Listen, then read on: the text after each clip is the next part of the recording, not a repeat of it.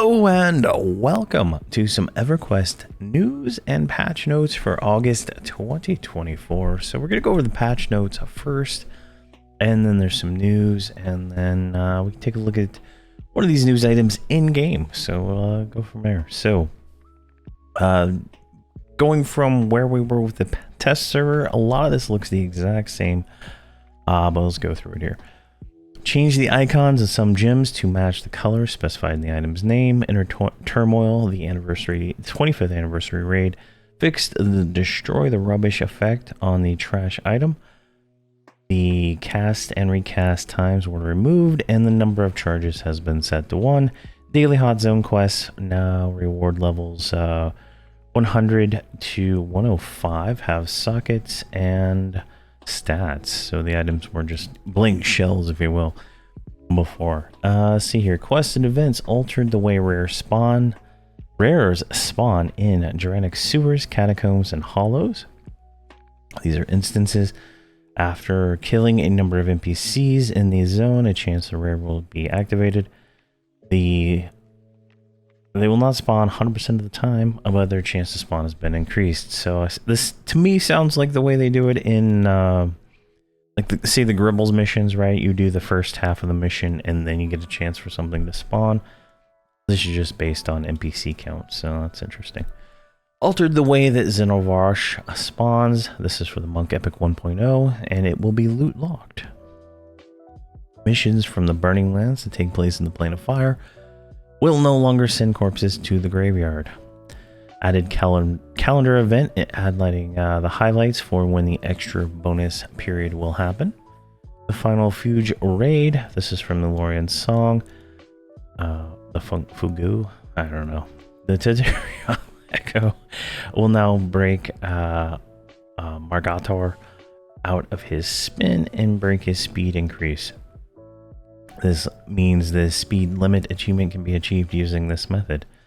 The following achievements have been restored as the underlying quests have been fixed. The Hero's Journey, Surefall's Glade, Old Paul's, and the Hero's Journey Akanon quest, Timzer's Fabulous Compactor. I don't believe that was in the test server notes, so there we go. Something new. And if I'm not mistaken, these are newbie quests that you can do early on in the game, so that's how you can get those achievements. Shrink spells will no longer cause pets to grow if they're already smaller than the new spell would make them. Spells that trigger cast the highest rank of another spell should no longer consume an extra Frenzy Devastation counter. Miscellaneous item quantity, item name, and sender's name to the chat message when receiving a parcel. Auras will no longer cast shadows. Improved zone performance reduced to reduce lag spikes during raid wins. Reduced world server lag during raid events. Fixed an issue that caused expansion columns on the server select screen to be blank for servers with Lorien Song unlocked. Fixed an issue where attempting to enter a house or guild hall will send you to a different neighborhood. I haven't seen that one. I go to South Row is where I go when I go to the wrong one. I don't know what's going on there, but I got an ancient Cyclops from being sent there before, so that's nice.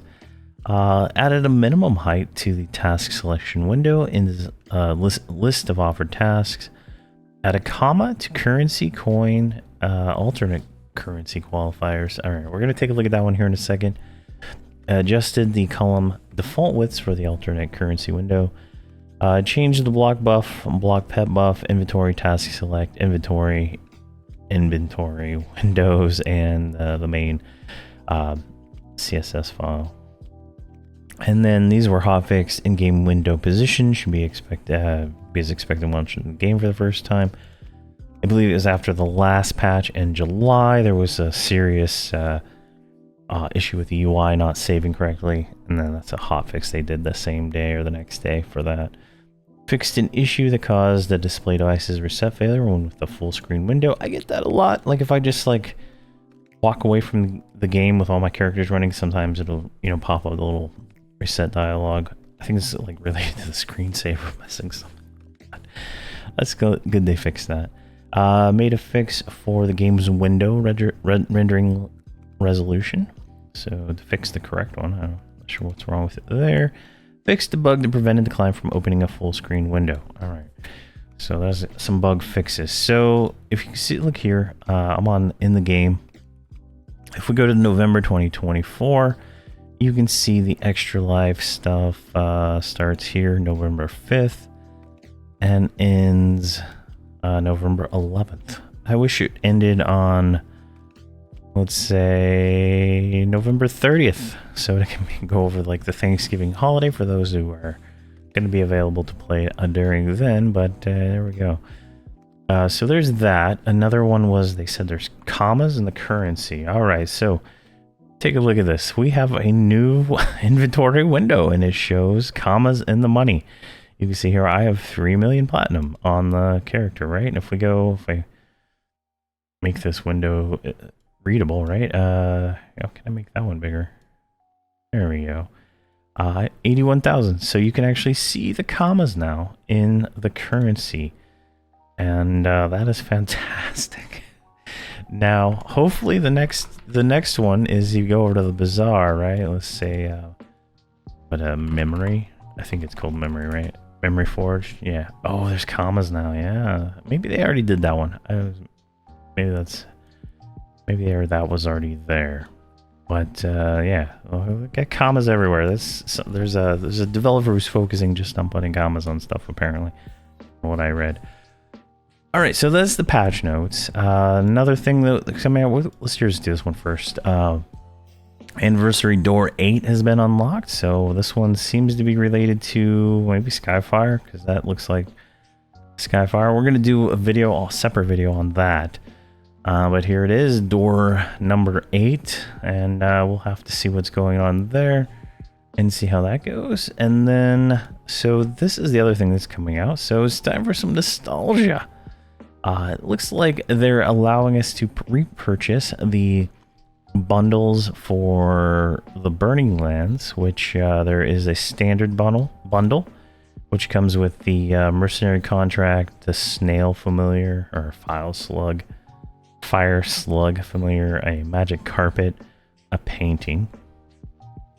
And then there is a Stratos air platform, which allows you to click it in your inventory to teleport you to the Burning Lands intro zone, Zephyr's Flight, right? And then there is a second one which will allow you to buy the collector's edition, which is the fire platform.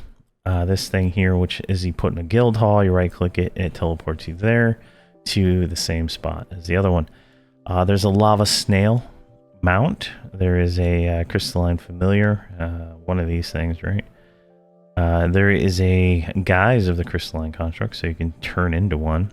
The rock garden, and the Mubus of the expansive void is a 40 slot bag. So if we go back here into the game and we go to the marketplace, right, you can see the two items here. They're available here for what is that, $29.99, which after your total your member discount is $26.99. Which is about $26. So let's just go round it out, because if you like it, look at it, it's about right. And then the collector's edition, which does not include the standards one, is $58.49 after discount and $64.99 beforehand. So about the price of a brand new game. So you can see there. And if you click on these, click inspect, and then click the little standard thing, you can see all the items you're going to get. These are not, from what I understand, these are not on $9.99 claimable. You get to claim these once because it puts the item in your bag versus putting it in your claim. So you can see here the magic carpet here is a 2200 health mount, so it's works in the ring of scale. Fire slug is a familiar. Now I looked at this and I was trying to see if there's any like stats you get out of this. It looks like it's a purely cosmetic one. I could not find any stats that would indicate that it is not just a cosmetic familiar. So there's that. Then you get the painting, which paintings are just things you put in the in the guild halls, right, or your house. And then the contract lets you buy a mercenary skin that looks like a familiar, or one of these guys. Let me see, can I preview it? No. Yeah, can't look at that beforehand. That's the standard edition, and then if you go over here to the collector's edition, so it's a 40 slot bag, so it looks it's a cool looking bag, right? I mean, not gonna lie. And then you have Guys of the Crystalline Void. Does this let me preview? So it'll turn you to look like that, which is kind of cool, right? You get to look like a crystal golem from Crystal Caverns and whatnot. The Fire Platinum now, I was kind of confused on this at first, right? You look at this, there's no clicky on it, there's no information. It looks to me just like a thing you put in a guild hall. But on Alakazam, it does list that it'll teleport you to the proper place. And well, I think there's one here in this guild hall I'm in right now, so we'll go look at that here in a second. And then you can also summon a familiar. And now taking a look at this one, I don't see stats on him either. I don't know if they're just statless or it's just like this UI does not show the stats that you get from that. So then there is a saddle of the lava snail, which is kind of looking cool pet. This is a 2500 HP mana endurance pet, so it's not too bad. You know, it's Burning Lands, you know, level pet. The other one was a Ring of Scale level pet. This is a Burning Lands level pet. And then there is the Rock Garden, which if we preview this, this is I believe a placeable inside the thing. So if I'm not mistaken, this guild hall got rearranged. It's kind of laggy. They used to have all the teleport items here. Here you go. Here is the teleport to the fire platform, right?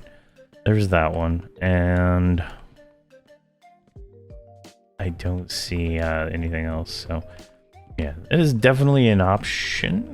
Come on, for that. But yeah, so those are available now if you want to purchase those for the respective values there. And then if you're on Agnar, you can get the bag, the familiar, the mount, the mask, and the other mount, and the other familiars.